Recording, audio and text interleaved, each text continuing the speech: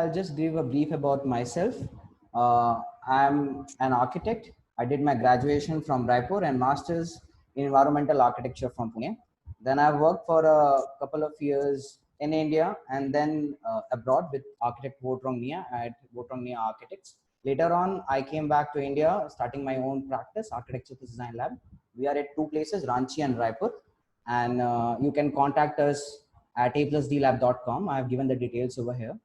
Before we proceed further with this webinar, I will just like to clear a few hygiene that will help us to run this webinar very smoothly. So whatever questions you want to ask, just write in Q&A instead of chat box. And whatever interaction we will have among ourselves when I'll ask a question, that we will have in chat box. Okay. Okay. So let's start the webinar for today.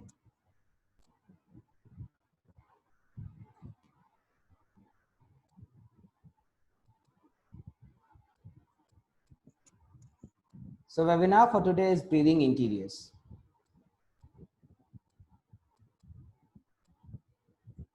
What is interior design? That is my question. If documentary is to document our spaces as it really is right now, and fiction is to fantasize how our spaces could be, the same spaces that we documented, then design is the fiction of the world, the fiction of the real world. It's, it's about turning our dreams, our fiction into complete reality. See, the beauty of design is that we don't only imagine spaces, but we can actually create those imagination into hardcore reality. And that is what interior design brings to us, the power of what we are dreaming to convert it into hard facts and make all those dreams into actual reality. It's just a canvas of all the stories of our life. It's an expression of ourselves. It's an emotional connect which we have to our place. It's a feeling that we have to our space. A few years back, I was working with a Danish architect in Saigon when I came across this term called Hygge. And it changed the way I used to think about interior design. So what is Hygge? Hygge is a Danish principle of living in harmony with your space. It can be any space. It can be a cafe, it can be your living room, it can be your dining space, it can be a cafe and a laundry room combined. And that is how Danish people work. It's an emotion to connect to our emotional and spiritual spaces. The good feeling you get from a well curated, cozy, and aesthetical pleasing environment is something called Hygge. A yoga is a space that can bring you together with the people you are living with the nature, with anything you really love. Something which people make time for in everyday life. Something you look forward to when you're working at home. You look forward to, sit at one space and have a vibe of that particular space. That is yoga. So this brings me to a very important question. Can all this be fulfilled without bringing the most important thing on our daily life into our space? And that is the natural environment. We all have spent a lot of time in this lockdown at our home thinking of the spaces where we want to be. We have thought of, when this lockdown ends, we'll go there. It can be a beach, it can be a mountain, it can be Himalayas, can be Leh Ladakh, can be Goa, anything. Why is it so? Why are we thinking of all these places instead of our own home? Because that natural environment connect is missing. And that is something really important for a space. When a connect is missing to a space, your hygge is missing. Now I'll come to a point of why nature in interior is very important. Before going forward with this point, I would like to ask you one thing. If you were to go to a place after this lockdown, after all these restrictions goes away, where will it be? Just comment in the chat box.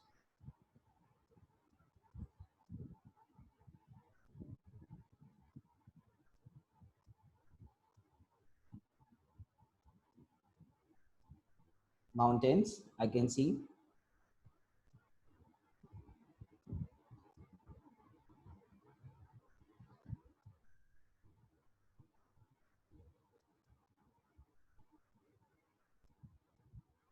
Nature stays home, very nice.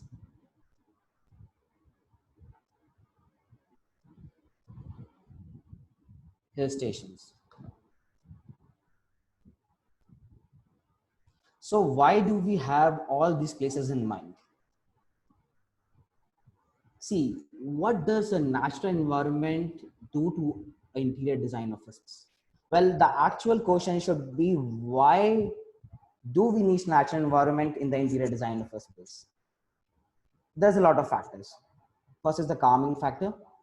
When we go to a forest, a beach, a zoo, we feel very calm, very peaceful. We feel like all the worries have gone.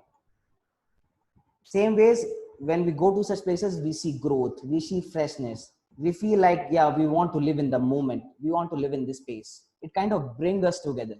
Have you thought, when you go to the mountain, do you check your phone or do you talk to the people you are going with? It actually brings you closer to the people, closer to nature, closer to mankind, closer to human, closer to your thoughts, which you are thinking all over all these days. And it pushes you to a desire to do things, desire to achieve something. It makes your mind clear and you know what you want to do next.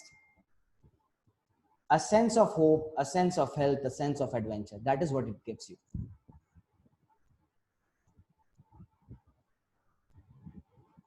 So now I'll come to the three elements which we need in our interior spaces. And these three elements of the nature are very important. There can be multiple elements, but I'll list down to these three because I believe that these three are three most important elements.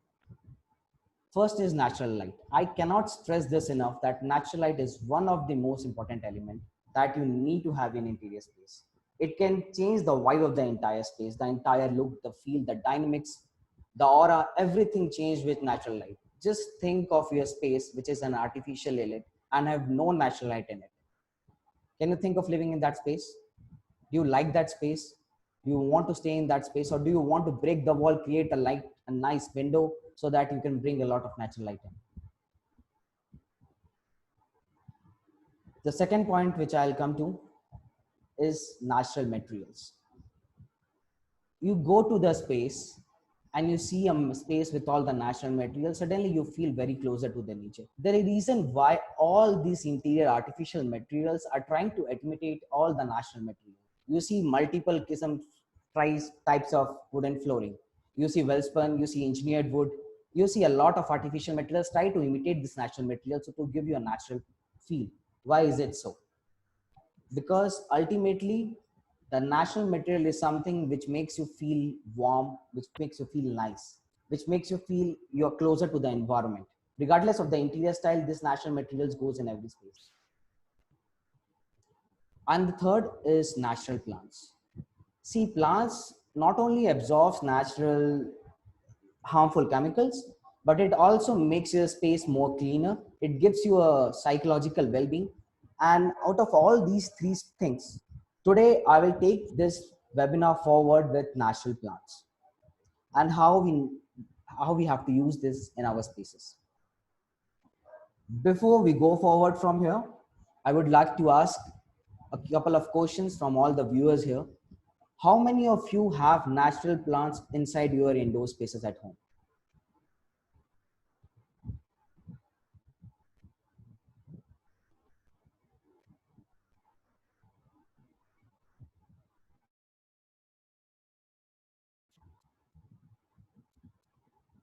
Okay, money plants.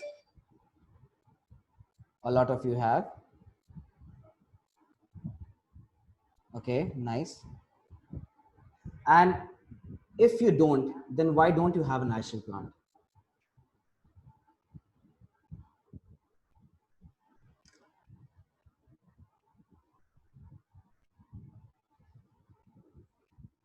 Are you afraid that it brings mosquitoes? Are you afraid that you won't like the vibe of the place? Everyone is saying that they have natural plants. Very nice. We'll come to the insect part later on. So before I proceed further, I would like to share some projects which I have been a part of and how they have used these plants in the architecture and interior part of it. I hope that this presentation from now on will give you a greater sense of understanding about how these plants actually change the vibe of the space, So I'll start with the first project, that is called Breathing House. This project is done by VTN Architect. I was a part of this project. This project is actually a very small plot of land that is owned by a single family, and it's in the heart of the Ho Chi Minh City. Ho Chi Minh City is as crowded as Mumbai, I'll say. Mumbai will be a closer example of a city if I will relate it with Ho Chi Minh. And the climate is very similar. So the climate of Mumbai is again very warm and humid, and same goes with Ho Chi Minh City. So maybe you can relate the climate when I am going to share this project. So the plot size is 3.9-meter wide and it's 17.8-meter deep. It is something like very similar, or I say a little bit less than around 12 feet, and goes with around less than 50 feet in the depth. And it's accessible by a very tiny small road. And the houses in Ho Chi Minh cities are very compactly packed next to each other. There is no setback on the sides. There are only setbacks in the front and setback in the back. So the aim was to design a house that introduced a natural element inside the house, an external environment into the interior space, while still maintaining the privacy of the space. You can see the images. So the opening of the building was physically constrained to the front, top, and back, as I have said before. So what we do is we wrap the three surface of the building with a green wire, which is made of creeper plants that grows through a steel mesh. You can see in the section details I've shown below. This soft layer as environmental diffuser filters direct sunlight, preventing direct sunlight to get inside the interior space, again decreasing the direct heat gain. And what it does is it gives a privacy to the occupants. And again, another part which it helps in is decreasing the heat load of the building. It is composed of planter box on each floor slabs, which is materialized to galvanized steel elements that is attached to it. You can see in the image in the left hand side below. And that is how it helps us to grow creepers and take it to the top. This is the terrace part of it. The structure provides a green view throughout the house, bringing nature in the interior spaces. All the things which I was talking before. And the porous composition of this space reduces the use of air conditioning to enhance the natural ventilation, creating both spatial and visual connection with the nature. The roof terrace is covered by green wall, becoming a spacious, full of greenery, which is rare in our cities nowadays. And we hope the essence of this design would provide a positive influence to the cities in Asia, which is losing the green space at an alarming rate. Do you know India is one of the least number of green spaces in the entire Asia? So we stand at somewhere 0.8%. And in terms of cities, it's less than even 0.5%. So now I'll move to another project. This is again a residential project in Ho Chi Minh City. And again, I was a part of this project. And this project is very important to me because I got a question, can this be used in smoking lounges? There can be a different plans for it. Anyways, so coming back to the project. So this project is very important to me. It was very much walkable to my house where I used to stay. And I was a part in execution of this project. And whenever I used to go to the space, I wanted to see how it can be and what it can be.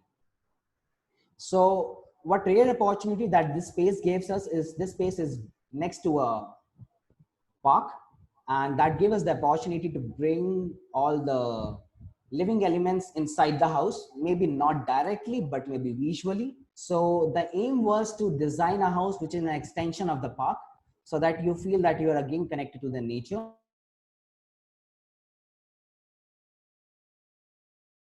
The nature, the green spaces inside the green spaces of the park.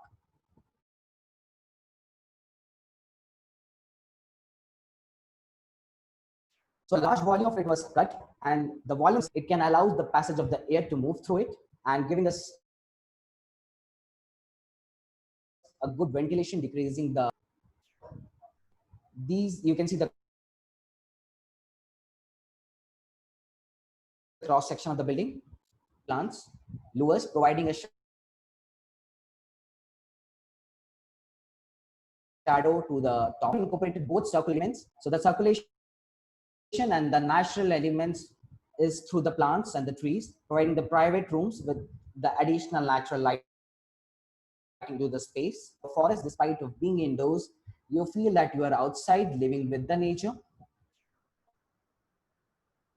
The common spaces and the private rooms, such as bedrooms, are placed in solid white, and we have planted some trees around those spaces as well, so that it cool down the bricks and helps you maintain a brighter interior spaces.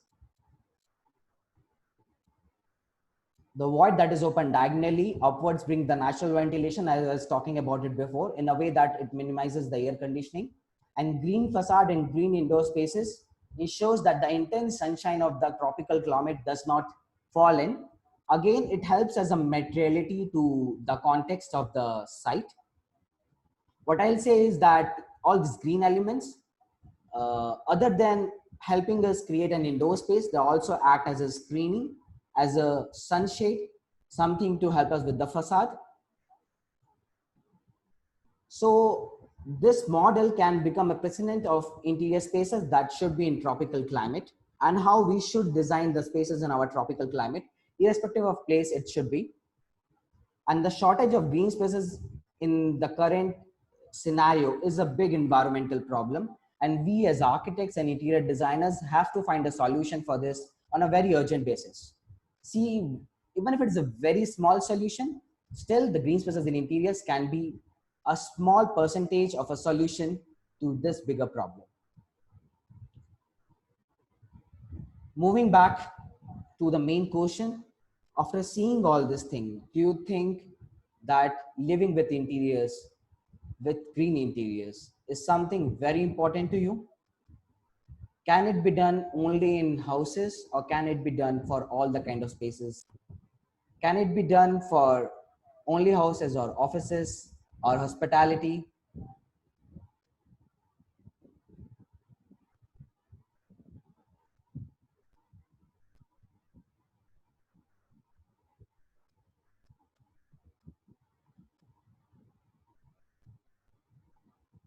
Yeah, it should be done everywhere. So now this brings me to the third project, which I'm going to discuss with you all. This project is called Atlas Hotel. This is in a place called Hoi An. It's a very old and ancient town. And this town is recently, few years back, declared as UNESCO World Heritage Site. This is again by VTN Architects. I'm proud to be a part of this project. So this project is located at a place which is now very much commercialized, which was not before. And what is happening that the place is slowly reducing uh, the character it had before. So when we thought of designing this hotel, we thought of designing it in a way that it can bring back character back to the place, and it can retain that factor to the city. So the design was to create a spatial quality through the exterior and the interior spaces that retain the charms of the old town. So due to the complex, this site was actually very complex, so that we were not getting all the rooms very similar. This hotel had 42 rooms, and all these 42 rooms were, yeah, I'll provide the link later on. So all these 42 rooms were in a way staggered with each other, and there was no symmetrical floor plan coming up. So what we thought of, instead of taking it as a problem, we thought take it as a solution, that why not to add all these green spaces at multiple levels, with both the bathrooms and the bedrooms and the corridor spaces. So the building facade is clad with sandstone parts and used in combination series of planters, which are made of FRC, and this is put on the facade with the sandstones. And the planters are provided not only to help you with the solar shading, but also to allow you to cool the air and ventilation which is going through the space, bringing a feeling of interior spaces closer to nature. So before I move forward, I can take questions for all these three projects, and then we will move to the indoor scapes and how we can put indoor plants in our houses or for that any other spaces. So if you have any questions, please post it in Q&A box.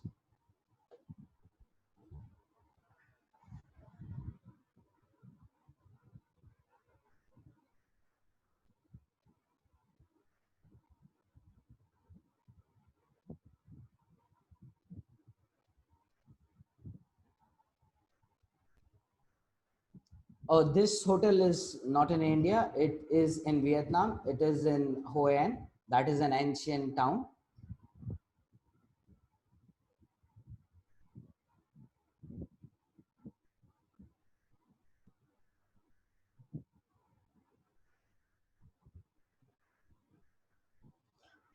The question is, what is the purpose of wooden paneling in the ceiling? Is it for the aesthetic purpose? It is, and not just the aesthetic purpose. It helps you with the fall ceiling purpose and all the services to take out. And again, it adds a very warm feel to the space.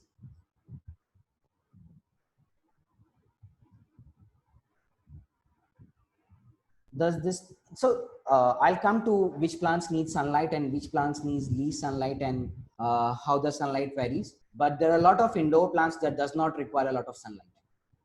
They do require, but maybe after 10 days or 12 days.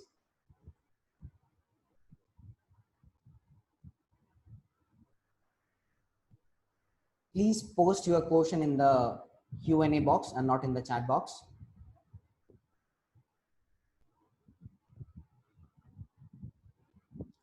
How I was feeling while designing the project and after ending the project.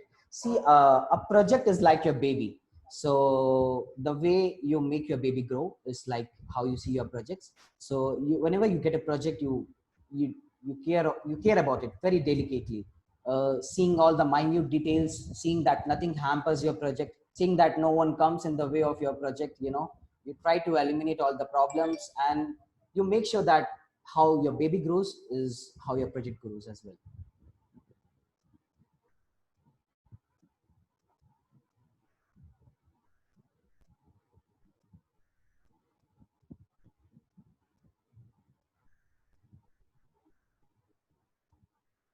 Any more questions? We'll take a couple of more questions and then we'll move forward.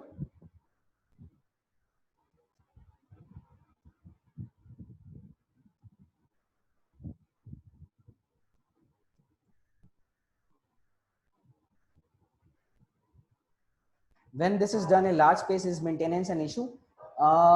See, any living thing needs a maintenance, so is plants. And yes, maintenance is something which you need to give time and importance to. But again, if it helps you in solving a larger problem at a time, why not?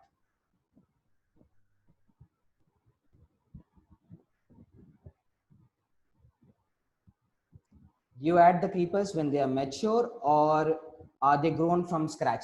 Depends on your site. If you have time, you can add it when they are not mature. But if you want a full grown creepers or any full grown plants at the same, you can use the same as well.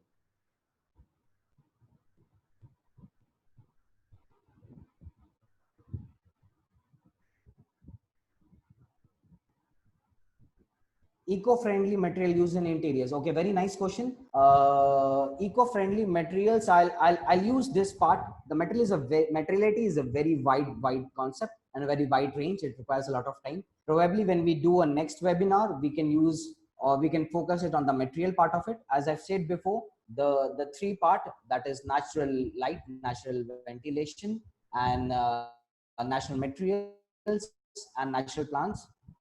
In all these three plants, in all these three types, I can take the materiality later on. Yeah, plants are very safe for children and adults. You don't have to worry about it. Purva has asked, are trees already there or were planted afterwards? Or these were planted afterwards? how to convince the client to go sustainable for their space. I have a really good example. So can you see this?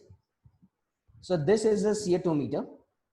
It measures your indoor air quality.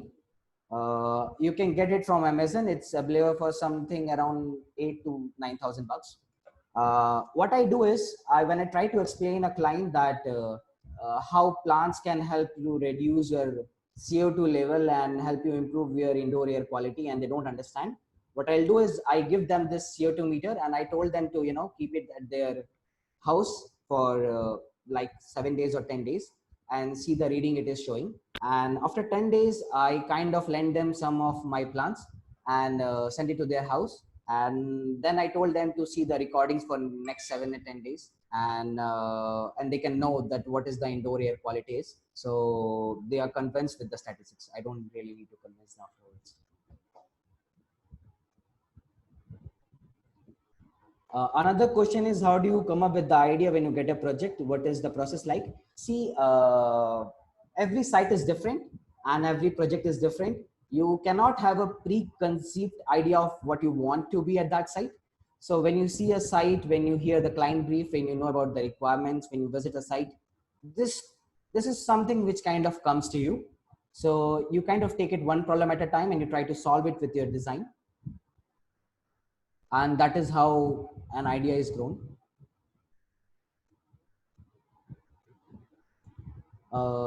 Lena is asking to name a few plants for interiors. Yes, that is the later half of the presentation. Open space has to be left for plants. Yes, it has to be left for plants in the initial level. Not only open spaces, you have to design your entire structure in that way, or you have to alter the structure accordingly. So whenever you are going to use plants, you have to plan it beforehand while designing the plan or while modifying the interior spaces.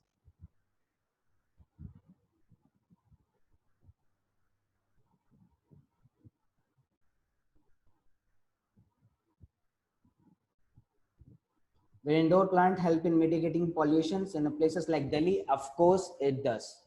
And that I'll explain in the later part of the presentation. So I think I'll stop taking the questions as of now and move to the later part of the presentation. And then again, we will have a Q&A session after some time.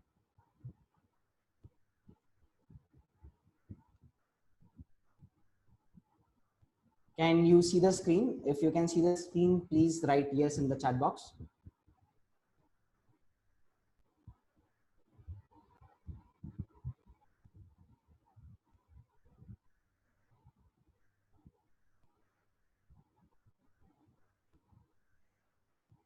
Okay, so I will start with the presentation again. So I'll talk about indoorscaping. So what is indoorscaping? So indoorscaping is something which mainly focuses on bringing the nature and the raw look in our interior environment and make our interior environment more lively and more friendly. And it helps us in maintaining the microclimate of the space so that the actual climate is being changed with the use of natural plants, making space more habitable and decreasing the natural heating load. Yes, so again, someone asked this question that it takes space. It does take space. So no matter, even if it takes space, it helps you in solving a bigger problem. And I think you can always spare some space for your mental health being. We go to the doctors, we go to psychologists, we follow the strict diets to help us with our health. Why not to give a small square feet of the space to the plants in our house to do that?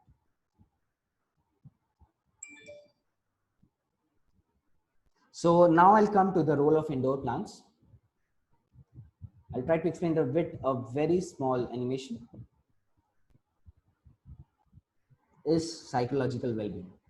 We are stressed, we are tensed, and we are in a deep mental issues when we live in a space that is very much enclosed and lacks the actual connect with the nature. And that is when the importance of all these natural elements comes into place, and it helps us getting a better interiors for ourselves. I don't think that I need to stress enough that how it affects on our mental well-being. I think it's pretty clear from the presentation till now. Uh, what additional point it helps us is it acts as a natural humidifier. So plants like bamboo plants and elephant plants and all these, they act as a natural humidifiers, and it helps in remove all the toxic elements from the space. It helps us breathe. Again, bringing to the topic breathing interiors. Indoor plants can make the air in the house cleaner, filtering toxins and pollutants from the living space. So spider plants or snake plants, these are very good examples of how they produce oxygen and they kind of absorb carbon dioxide from the space. And not only carbon dioxide, carbon monoxide, formaldehyde, xylene, and the other pollutants. So yeah, I will come to the part of the presentation where I'm going to explain few plants which I generally use in my interior spaces. First is fiddle leaf fig. So fiddle leaf fig is one of my favorite plant. Why I'm saying it is because the aesthetic it kinds of put into the space because of its broad leaves. And this plant, it requires very minimal maintenance, very minimal maintenance. The only thing you need to take care of is the soil is moist. So you don't have to water it a lot. Just check the pot once in 3 or 4 days and just make sure that the soil is moist. And it is very good for humid places like Mumbai. Uh, I won't suggest it for a dry climate like Chennai. It can go in all the moderate climates. So it can work in Bangalore, it can work in Ranchi, it cannot work in Bangalore. Okay. So another is elephant ear plant. Elephant ear plant can be small and can go up to like 2 meters, and it's very famous because of its leaves, and it has very wide leaves. And whenever you are in a space which is kind of a narrow space and you don't have a lot of plants to put in, and you want to use some of the plants to make the space more greener, I can always suggest that elephant ear plant is good. It doesn't require a lot of space, and again it adds a good aesthetic to the space. So this can be used in lofts, flats with tall ceilings, balconies, office, bars, uh, even the shops. Yes, it definitely attracts a lot of attention because of their sizes. So Erica palm is one of my favorite. I have it in my office. I have it in my home. Uh, I kind of use it in a lot of interior spaces, interior projects I get. So can grow to 2-3 meters, but I think it will start from 1 feet as well. You know, you can get Erica palm for 1.5 feet and can grow up to 6, 7, 8 feet, even more. And this is the easiest house plant, I'll say. It requires very less maintenance, and it's very aesthetically pleasing, and it's a very sturdy house plant, and great as releasing moistures and breaking down xylem. And if you have a problem with the paint adhesives in your space and it's a newly constructed space, I can suggest you to use Erica palm in your space.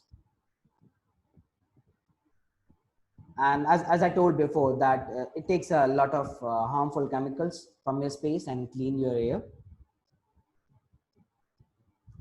Okay, money plant, we all know about it, and I cannot stress enough to the use of money plant.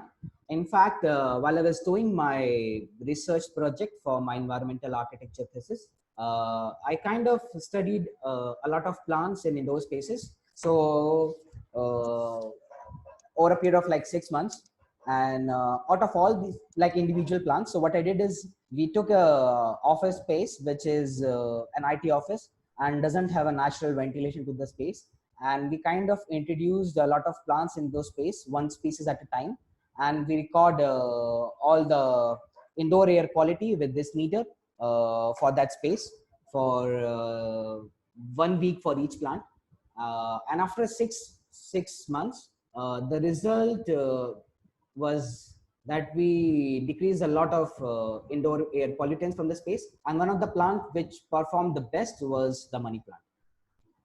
So it's super easy to grow and it grows very well in low light. The only thing I will suggest is like after 4 to 5 days, you bring it near sunlight, not direct sunlight. It does not require to be in the balconies. You can have an indirect sunlight, maybe filtering through your curtains or something will do good. And it absorbs a lot of harmful VOCs. And if you're looking at the Vastu part of it, it is very auspicious, even suggested in French Suisse, and should be placed in southeastern part of the house. But even if you're not considering Vastu, I can suggest you scientifically this money plant can do wonder. Next is peace lily. Again, it's a very nice plant to be put in your space, and it can make your space very comfortable because this is something that actually accommodates to all kind of environment. So irrespective of the places you are, irrespective of the climate conditions, you can use it anywhere. This is definitely visually very attractive and helps in cleaning all the air pollutants.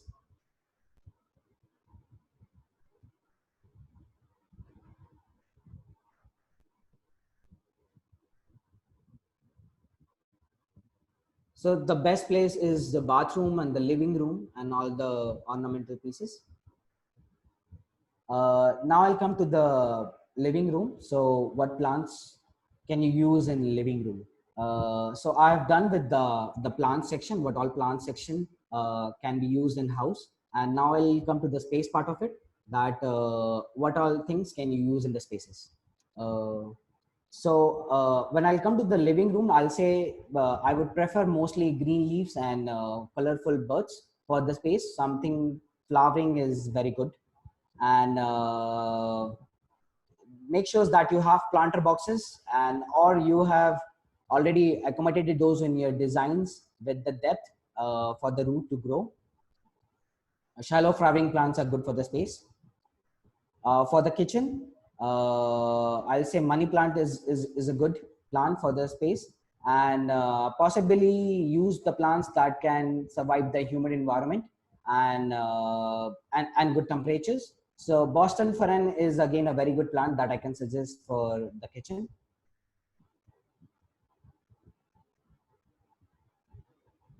For bathroom, bamboo plant can be a really good plant, and again Boston fern is a good example.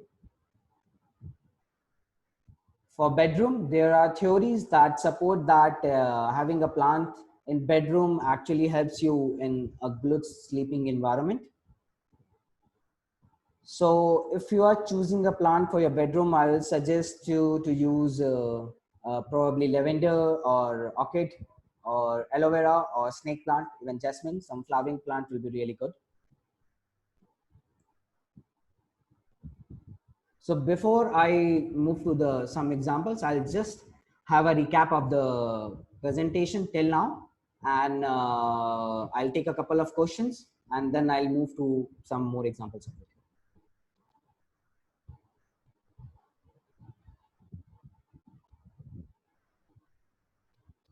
So just to have a recap till now, we spoke about what is interior design and how it turns the fiction into reality.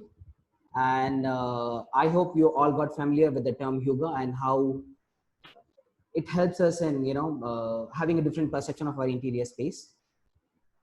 Why nature in interiors is important. Uh, the three elements I cannot stress that you ever forget this: natural light, natural materials, and natural plants. Uh, the breathing house we spoke about, the details of how we use the planter boxes to bring creepers up,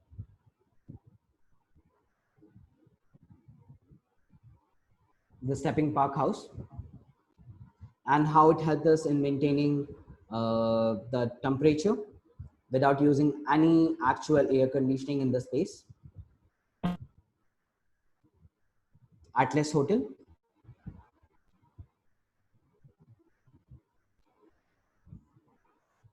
bringing to indoorscaping, role of indoor plants, and how it helps us in psychological well-being and natural humidifier and for us to breathe well. Few indoor plants that I cannot stress enough to use: fiddle leaf fig, elephant ear plant,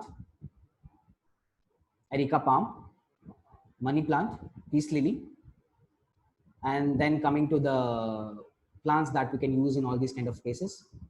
So the green leaf and the color birds in living room, something with which is having a planting flowering plants in the living room. For kitchens, I'll again say Boston fern or golden photos, that is money plant, is very much helpful. For the bathrooms, I'll say orchids are good, bamboos are good, cast iron plants are good. For the bedroom, use anything that is flowering so that it adds a very nice and warm feeling to your place. So orchids, lavender, golden photos, aloe vera, jasmine, snake plants, these are really helpful. Okay, so I'll take some questions and then I'll just show you few examples and move forward.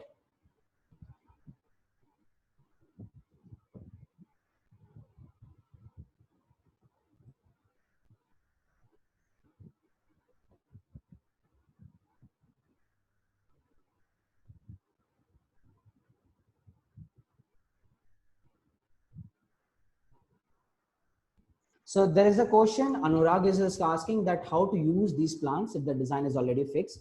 Let's say if we are doing only interiors. See, interior doesn't mean that you use only good wallpapers and bean bags.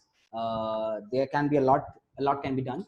So if you are not doing any civil demolition, still you can use the planter boxes and you can have plants with in the planter boxes or just decorative part of it.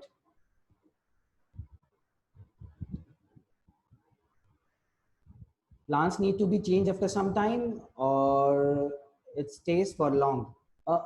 Depends on the maintenance of it. So you don't really need to change plant every time. Just take proper care of it.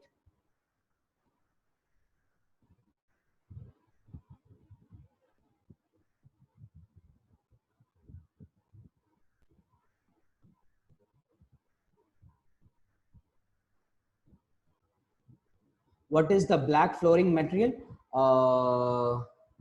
It was the stone. How to introduce nature in apartment interiors? In apartment interiors, probably you can start with planting plants in the balconies, in the living spaces.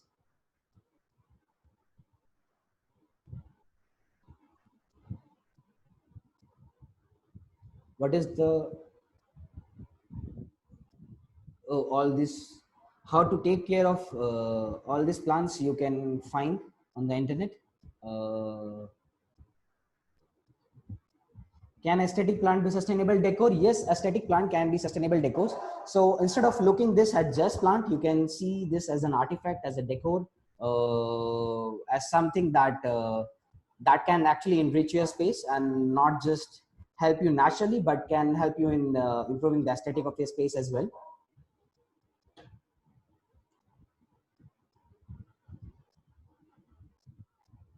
Poonam is asking what about the insects. So you need to take care and measures. So there is a lot of process that involves it, and you can use some measures to take that out. It doesn't involve a lot of insect. Just keep your place very clean.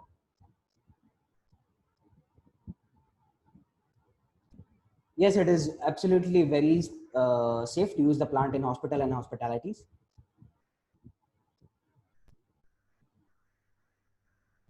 So when Aditi has asked this question, when we put plants inside the house, won't it roots bring cracks to the floors? See, while planning, you already have to keep in mind what kind of plants are you going to use and what kind of depth does it need. So you have to modify your structure accordingly, even in the beginning. So say as that you have to study that the plant you are using how much space do you require for the roots, and how much load, even how much live load do you require for the mud and the plant to grow. And accordingly, you have to design your structure.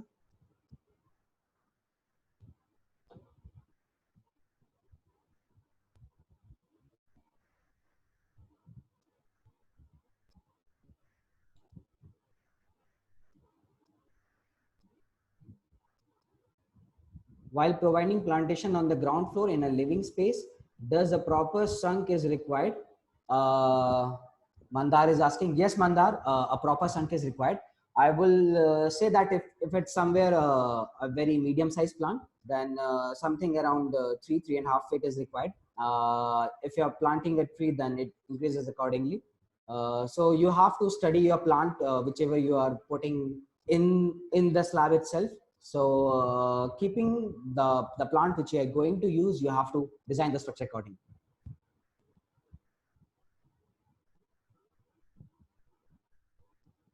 Which plants are best for low lights? So all these plants which I have just shared with you are very good for low light. Also, what I'll just suggest you a couple of more plants. So ZZ plant is something which is very good for low light, and you don't have to really take care of it. Maybe in after 10 to 12 days, you can show it some indirect sunlight and you can use it. And rubber plant is actually very good for low sunlight.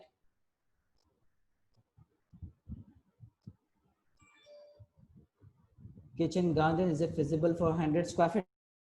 Yes, absolutely it is. Won't it add to the structural load? See, in case of apartment interiors, you have to use a middle size plant, and in the planter boxes, since you are not breaking the structure and not hampering the structure, it won't be much of an issue.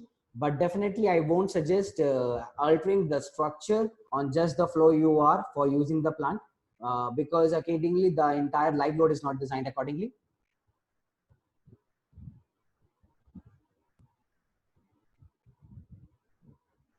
It's very cost effective for small homes.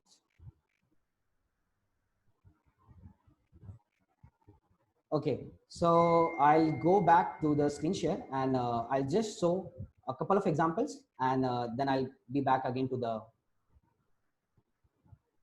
question answers. So this is an example of Naman retreat, and it's designed by Mia Design Studio. Why I included this example is it has just creepers in the spaces, and just in the corridors. And when you walk through these corridors to the rooms, you kind of feel going along with the nature. And just by adding a small element of a plant, it has completely changed the vibe of the entire space. Okay, this is an office by Studio Hab, and luckily the principal architect of Studio Hab, Onishi, is also right there with us in participants listening to us. So Hajime Maste Onishi. Why I've included this particular part is it does not include all the natural elements. So a kind of turf is being used with actual natural plants to have the feel of the space. Okay, so I'll end the slides here, and I'll just take all the questions from here right now.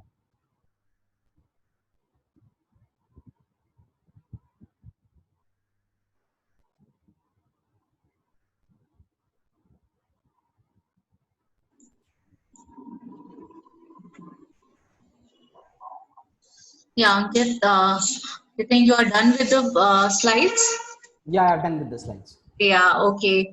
So I hope my participant will be get to know all the answers they have asked. We have a very good session. Thanks, Ankit, to tell us about those indoor plants, which are very, very helpful for us. And especially that CO2 calculator, which nobody knows till now. Okay. Thanks a lot, Ankit, for this wonderful session. And Vogue we will definitely join you for the next session to know about the materials, okay, which we are lacking here in this session because we have short of time. So next session we will include the materials. So we are waiting for you to join us for the next session also. Thanks a lot, Ankit. So thanks, Shruti, for this wonderful opportunity.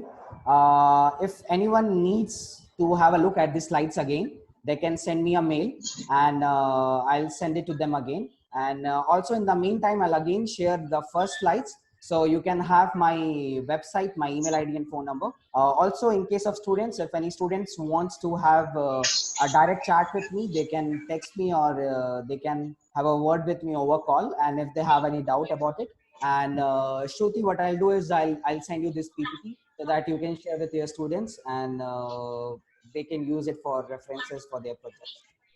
Okay. Thank you, Ankit. I'm just sharing the first slide again. In case if anyone wants to connect with me over phone or email or website or Instagram, our website is aplusdlab.com and our Instagram handle is aplusdlab, APLUSDLAB lab. And any of your students or the participants who have any doubt and want to know about indoor plants and need any help with their spaces, they can contact us anytime.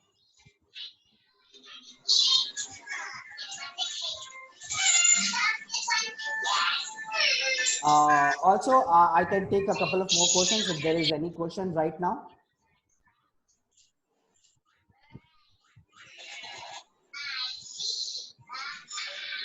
Yeah, Ankit, I think definitely they will contact you through mail or a message, or maybe they will call you.